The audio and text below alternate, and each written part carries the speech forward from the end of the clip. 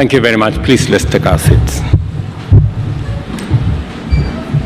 Your Excellency, Yoweri Kaguta Museveni, President of the Great Republic of Uganda, Your Excellency, our Chair of the East African Community, Salva Kiir Mayardit, President of South Sudan, Your Excellency, my elder sister Samia Suluhu Hassan, President of the United Republic of Tanzania, Your Excellency, Lieutenant General Gavis Ndirakubosha, the Prime Minister of the Republic of Burundi, Your Excellency Jakaya Kikwete, former President of the United Republic of Tanzania, Your Excellency Baba Olusegun Obasanjo, former President of the Republic of Nigeria, Your Excellency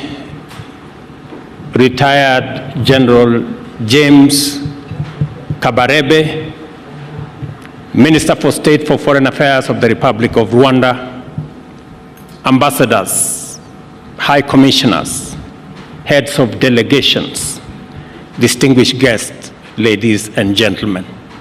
I am honored to have this opportunity to extend on behalf of the people of Kenya a warm welcome to each and every one of you, and to thank you for making time out of your busy schedules to attend this historic event. We do not take it for granted that you found time to come. On the contrary, your visit honors our nation greatly. It is therefore an immense privilege to host all of you as we assemble in Nairobi to announce Kenya's nomination of the Right Honorable Raila Amolo Odinga as candidate for the position of chairperson of the Africa Union Commission. Your Excellencies, our meeting today underscores our shared commitment to regional solidarity and integration in East Africa, and our determination to mobilize effective collective action for the benefit of the citizens of our countries and the entire African continent. Our East African region, which is home to more than 500 million people, rightly considers this moment to be its turn to offer leadership on the basis of the principle of inter-regional rotation. I am encouraged by the fact that more than ever, our region's leadership is alive to the complexity and dynamism of the challenges which form the regional and broader international context of our Pan-African moment. These challenges range from political instability and associated governance issues, conflict and insecurity together with related humanitarian tragedies, cross-border and international crime, including various forms of illegal trafficking in drugs, arms, and persons. Others include climate change, whose effects have trapped many countries in the difficult place between extreme drought on one hand and devastating floods on another. Equally encouraging is our firm shared understanding that this context is incomplete if we do not pay attention to the global implications of an African continent that is undeniably on the rise, powered by an unprecedented demographic dividend and equally incomparable endowment of natural resources, including critical minerals and renewable energy potential, which are vital for a future that is going to be underpinned by sustainable green growth. Our Pan-African moment, ladies and gentlemen, must be defined by the transformation of our collective capacity to solve our various crises and turn our potential into engines of sustainable growth and inclusive prosperity for present and future generations.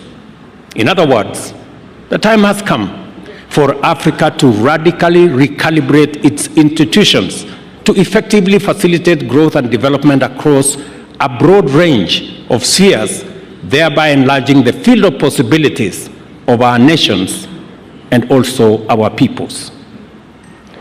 To seize this moment, we need an African Union that can coordinate, oversee, and drive important continental agenda in a manner that brings Agenda 2063 onto the fastest delivery track. This will be an AU that is empowered with adequate diplomatic, security, governance, financial, technological, and even ecological leadership, and a management capacity to steer us rapidly beyond the sustainable development goals to Africa that we all want for the benefit of every nation and every African citizen. The feeling that Africa is ripe for this historic moment of radical transformation is shared by all our people and all our friends. Nothing stops us from moving into the necessary gear to claim our destiny, and this is why institutional reforms at the African Union are fundamentally essential. This understanding of the monumental possibilities before us and the urgency of our historic moment was underscored here in Nairobi when, at the close of the inaugural Africa Climate Summit, the continent's leaders announced a new transformative agenda under the Africa Leaders Nairobi Declaration on Climate Change and call to action. Among many significant pronouncements, the Nairobi Declaration emphasized the imperative of just, inclusive, equitable, and fair multilateral institutional architecture as a fundamental prerequisite for us to transform our immense potential into inclusive opportunities and sustainable prosperity for all of us. Fellow African leaders agreed at the summit that this would be by enabling our continent to industrialize for the world while also decarbonizing it using our abundant human, mineral, energy, and natural resources. The Honorable Raila Odinga has spoken extensively on the same. To actualize this ambition, the transformation must begin here at home in our continental institutions. Africa must aim at greater self-reliance and a more pronounced role in global governance. For this to happen, reliable and predictable resources to implement the Africa Union goals of sustainable development and deeper integration are necessary. To this end, I want to promise Kenya is firmly committed to upholding the Kigali decision and will remain a strong contributor to the AU budget as a pioneer in implementing the 0.2% levy on eligible imports. The evolving global landscape requires us to discard outdated principles, practices, and institutional arrangements in order to embrace new opportunities. It is a fact that our continent is now a significant global player, and we must leverage this enhanced profile to our advantage. The success of our transformation will be measured in terms of the relevance and effectiveness of our policies in transforming Africa from the ground up.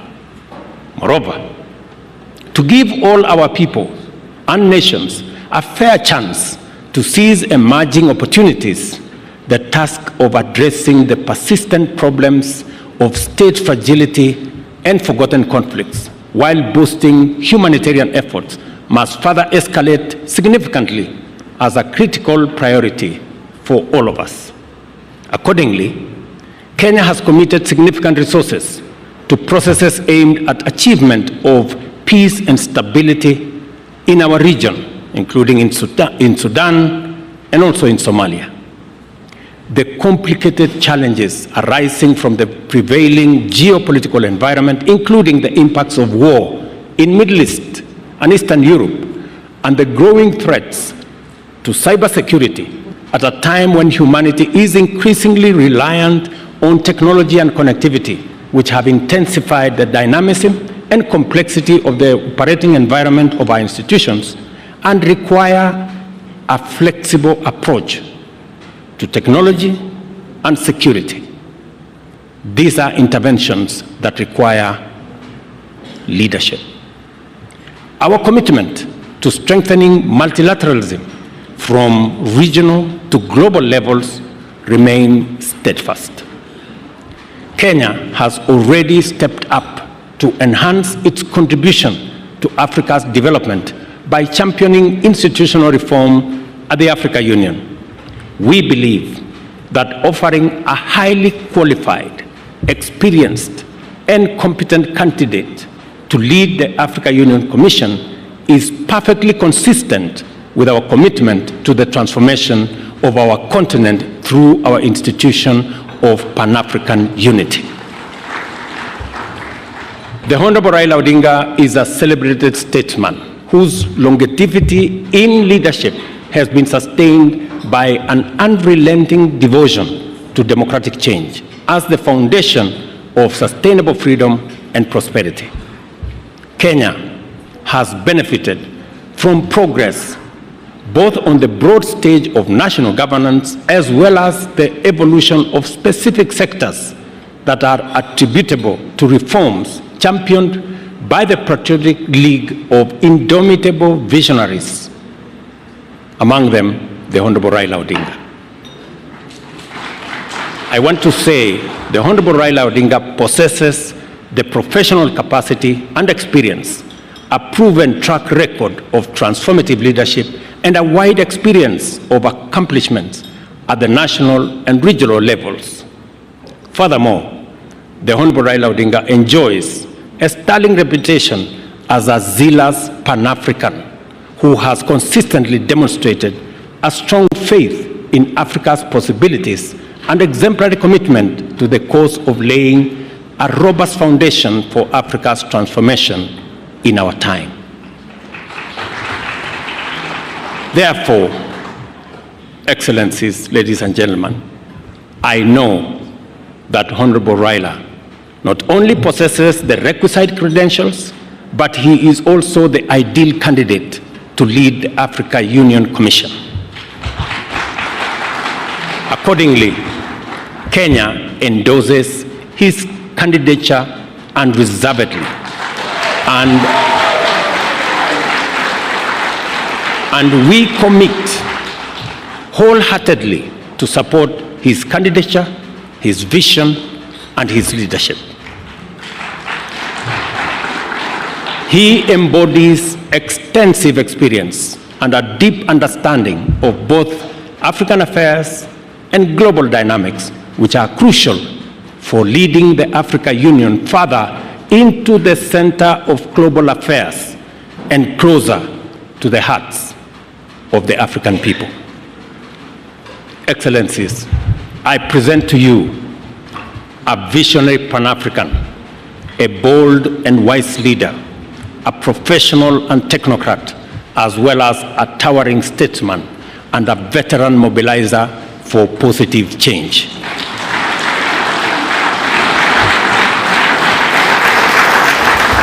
I am confident that he will give his utmost and do all it takes to make Africa proud and Africa powerful.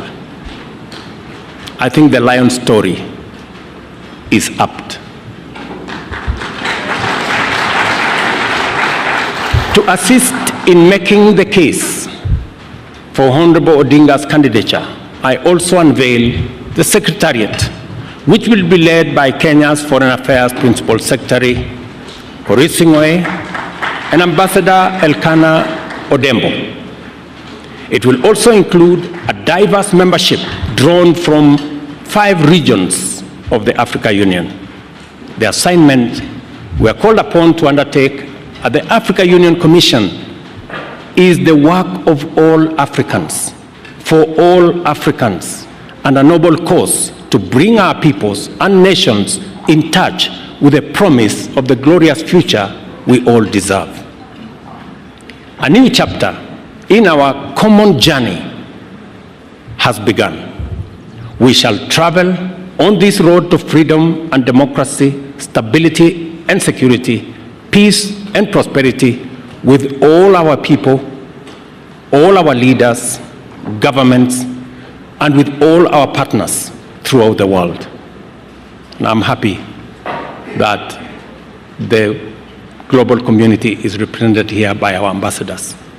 We take this assignment very seriously, and we have entrusted it to our most capable steward.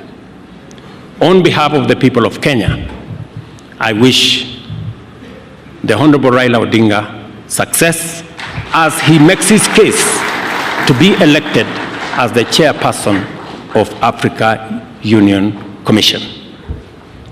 I am highly indebted to each and every one of you, heads of state, leaders of delegation, and friends, for taking part in this historic event for Kenya, for East Africa, and it's my prayer that the Honorable Raila Odinga will be elected the chair of the Africa Union Commission.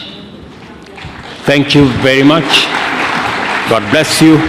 God bless our East African region, and God bless our continent, Africa. Now it's my pleasure, ladies and gentlemen, to request a few people to make some remarks. And then I will ask my colleagues, heads of state, to make their remarks as well. Let me ask, by way of beginning, General Retired James Kabarebe from Rwanda to come and make very brief remarks. Welcome, my friend. You can come and make it here.